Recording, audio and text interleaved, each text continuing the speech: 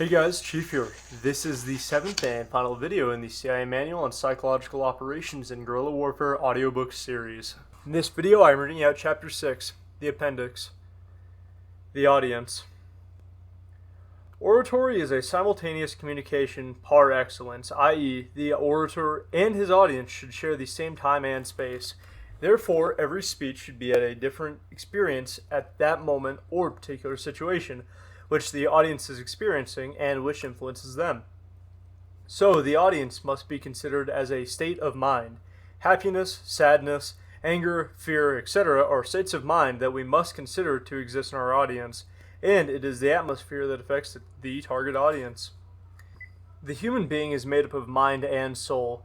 He acts in accordance with his thoughts and sentiments in response to a stimuli of idea and emotions. In that way, there exist only two possible focuses in any plan, including speeches: the concrete, based on rational appeals, and the idealized, with emotional appeals. For this part, the orator, although he must be sensitive to the existing mass sentiment, must also, at the same time, keep his cold judgment to be able to lead and control effectively the feelings of an audience. When, in the oratorical momentum, the antithesis between heart and brain comes about, judgment should always prevail, the characteristics of a leader. Political oratory. Political oratory is one of the various forms of oratory, and it usually fulfills one of three objectives: to instruct, persuade, or move, and its method is reduced to urging or asking, ordering, questioning, and responding.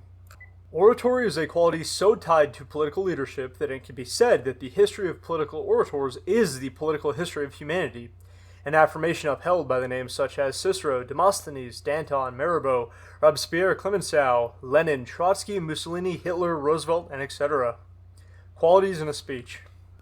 In general terms, the most appreciated qualities of speech, and specifically a political speech in the context of psychological action of the armed struggle, are the following: be brief and concise. A length of 5 minutes, that the orator who said, "If you want a 2-hour speech, I'll start right now. If you want a 2-minute one, let me think a while." Centered on the theme. The speech should be structured by a set of organized ideas that converge on the theme. A good speech is expressed by the concepts, and not only with words. Logic. The ideas presented should be logical and easily acceptable. Never challenge logic in the mind of the audience, since immediately the main thing is lost credibility. As far as possible, it is recommended that all speeches be based on syllogism, which the orator should adjust in his exposition. For example, those governing get rich and are thieves. The government officials have enriched themselves governing. Then, the officials are thieves. This could be the point of a speech on the administrative corruption of the regime. When an idea or set of guiding ideas do not exist in a speech, confusion and dispersion easily arise. Structure of a speech.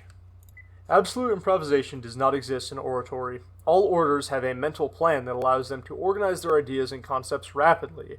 With practice, it is possible to do this in a few seconds, almost simultaneously with the expression of the word. The elements that make up a speech are given below, in a structure that we recommend always putting into practice to those who wish more to improve their oratorical abilities. Introduction or preamble.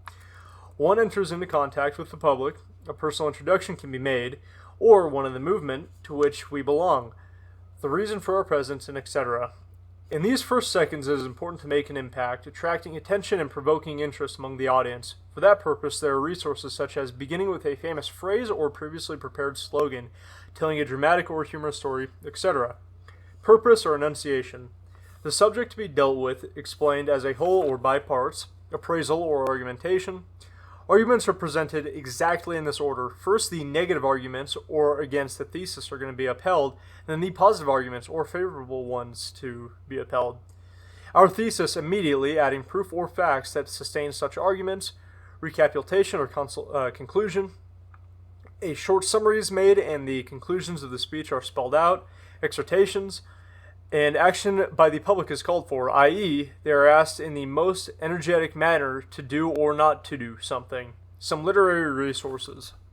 Although there exist typically oratorical devices of diction, in truth, oratory has taken from other literary genres a large number of devices, several of which, often in an unconscious matter, we use in our daily expressions and even in our speeches. Below we enunciate many literary devices infrequent use oratory, recommending to those interested in moderate use of them, since an orator who ever uses literary devices loses authenticity and sounds untrue.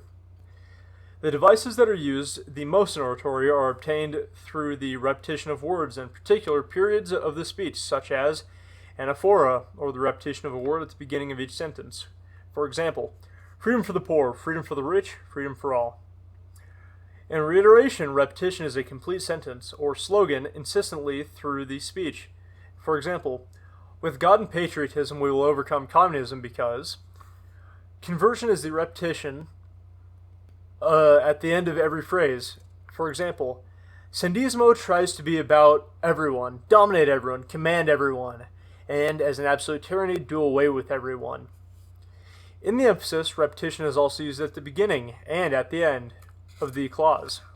For example, who brought the Russo-Cuban invasion? The government. And who engaged in the arms trafficking with neighboring countries? The government. And who is proclaiming to be in favor of non-intervention? The government. Reduplication. When the phrase begins with the same word that ends the previous one, for example, we struggle for democracy, democracy and social justice, the concatenation of the chain is made up of duplications. For example, communism transmits the deception of the child to the young man, of the young man to the adult, and of the adult to the old man. In the antithesis or wordplay, the same words are used with different meaning to give an ingenious effect. For example, the greatest wealth of every human being is his own freedom, because slaves will always be poor, but poor we can have the wealth of our freedom. Similar cadences through the use of verbs of the same tense and person, or nouns of the same number and case. For example, those of us who are struggling will be marching because he who perceives achieves, and he who gives up remains. The use of synonyms, repetition of words with a similar meaning. For example, we demand a Nicaragua for all, without exceptions, without omissions.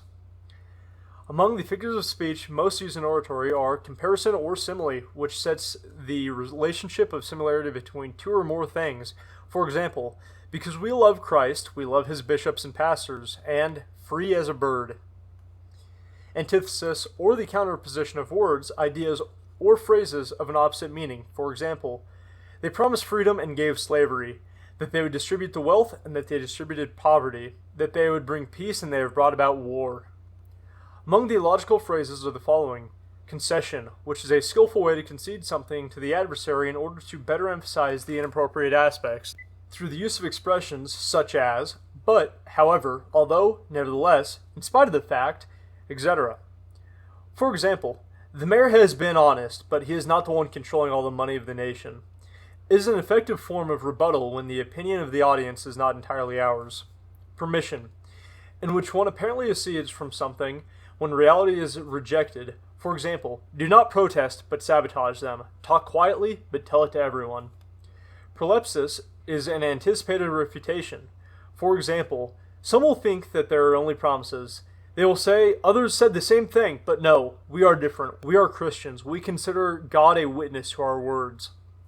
Preterition is an artifice, pretending discretion when something is said with total clarity and indiscretion. For example, if I were not obligated to keep military secrets, I would tell all of you of the large amount of armaments that we have, so that you would feel even more confidence that our victory is assured.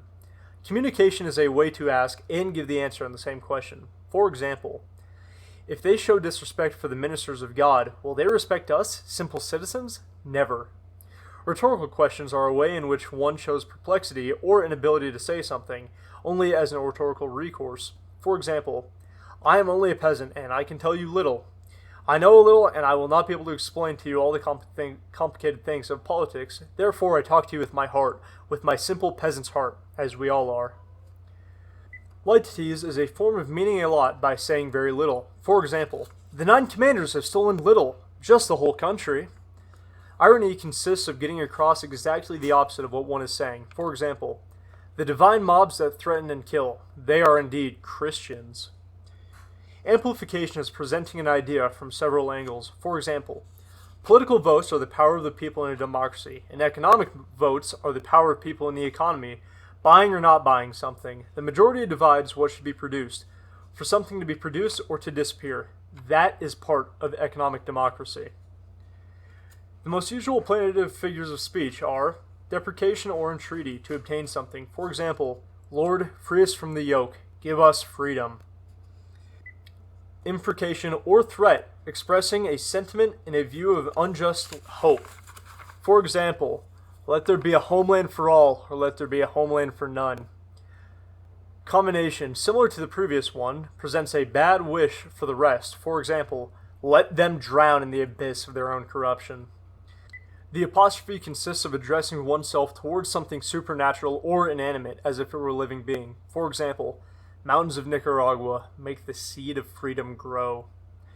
Interrogation consists of asking questions of oneself to give a greater emphasis of what is expressed. It is different from communication since it gives the answer and is of a logical and not plaintive nature.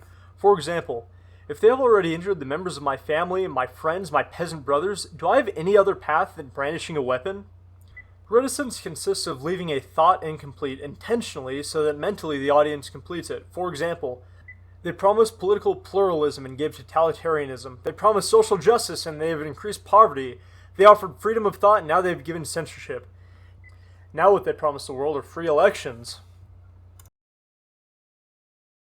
Okay, well, that is it. I know that was a very, very abrupt end. Trust me, that is how the book ends. Now what they promise the world are free elections. One thing I will say, if you guys want to get anything out of this book, a lot of the beginning was structure and tactical ideology for, like this book says, giving PSYOPs. If you want to shoot that part from the hip, not really recommended, but still able, you should reread this part. And that's especially if you don't want to buy the book, go get a PDF copy. This part truly, in my opinion, is one of the most important, and it'll stay with you most in the book. The main other thing I'd get out of this book is having 5 to 10 reasons for everything you do, as well as some other parts for group self-criticism, introspection, stuff like that. But the appendix is truly great. I'm sorry for throughout not only this part, but the entire book, if I have weird phrasing and what do they call it? They just talked about it in the book, intonation, when it comes to words, simply because I'm not a great public speaker, especially when it comes to reading things word for word. Just in case anybody's reading alongside me, they're not going to get tripped up too horribly bad. There were a few, you might hear some beeps and stuff just because I did my voiceover a few times in certain sections, but to just go over the appendix again. Appendix, the audience, political oratory, qualities of a speech, structure of a speech, some literary resources, and that's it. I have a lot of the figures of speech and literary resources, and specific slogans I do have starred, such as talk quietly but tell everyone. As well, I think some promises that some will think that they're only promises.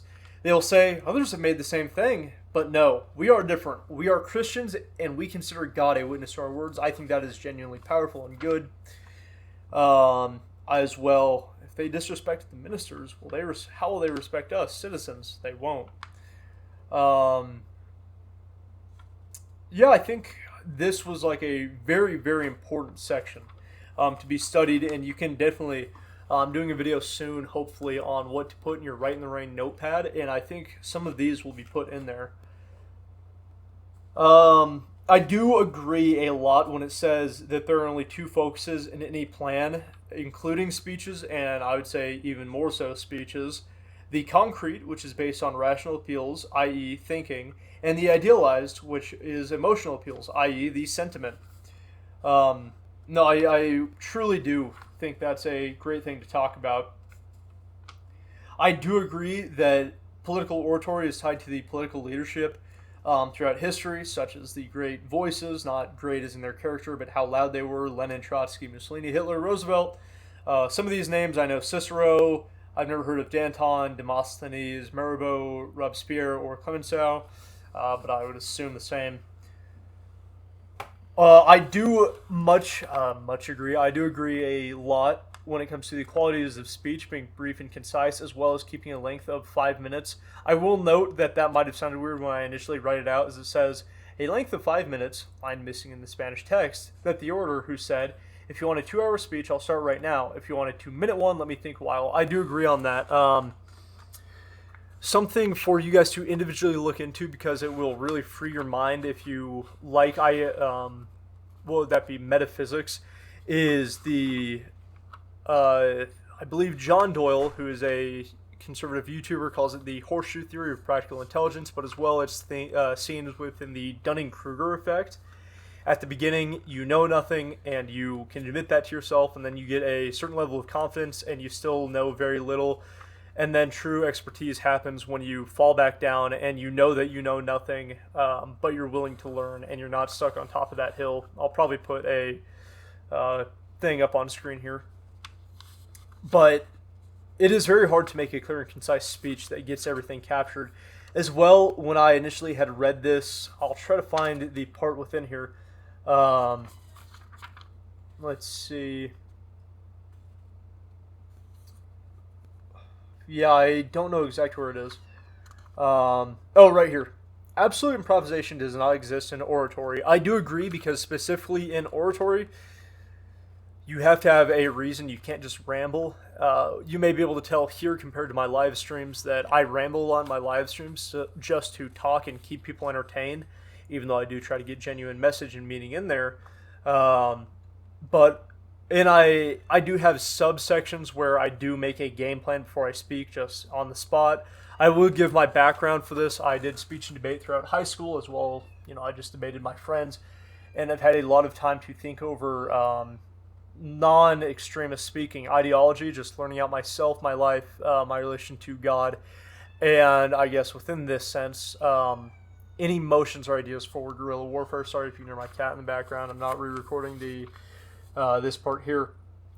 But further in that sentence, where after it says improvisation, absolute improvisation does not exist in oratory, it says all orators have a mental plan that allows them to organize their ideas and concepts rapidly. With practice, it is possible to do this in a few seconds, and then it gives a structure. A lot of kids nowadays, I remember when I read this book a few years ago, I really was struggling with that part. Even though I agreed so much, I was like, I can never be an orator, guys. I don't have the mental plan. And then just through speech and debate as well, within school, making essays. Many of us know nowadays that a essay has a introduction, then 3 body paragraphs, and then a conclusion, which is how speeches can work, where you have an introduction with a hook and a minor overview of the subject. For example, let me just pull up one of my recent videos here. So, for example, my recent DIY night vision pouch video, I said, night vision costs a fortune, but the pouch to carry it doesn't have to. I'll show you how to rig a DIY night vision pouch using gear that you may already own, compatible with Molly and Alice systems. That gets the hook, with us both agreeing night vision is pricey. Then the problem, it doesn't have to be pricey to carry it. And then the overview of what the video does and how it does it with both Molly and Alice. So, I do agree with that, with your introduction and preamble as well. Typically in my videos I say, hey guys, Chief here, stuff like that. And I've been trying to get away from that bit by bit, just because I think it's really generic, but in speech it's probably better because people don't know you, or at least may not remember you. I do agree purpose and enunciation is good. As well, arguments, I agree 100% that they should be, and I don't follow this all the time just because it lapses my mind, but I do agree that if you remember, you should follow this. First, put the negative arguments and make them lengthy, in my opinion, compared to the positive arguments. So have negative, then positive, just because the people will remember. If you're against something, they will remember the bad more. Overall, this is a really great part. I'm sorry if I rushed through much in this entire series, just how I read. I've been trying to slow down when I notice it is quick. This is something that we all should, at least most of us should read, study up on, because it is useful for the individual. Especially how you present yourself. Don't be autistic. That is a big thing that I've thought of recently, is your personal optics when it comes to, as this book would put it, face-to-face, person-to-person encounters. Just be a human, dude. Don't show that you've ate all that Tylenol. That's about it, guys. Thank you. Please feel free to put anything in the comments. If anything comes across me in the next few days that I think can apply, then I will definitely put it in here. God bless. Train hard. Fight even harder.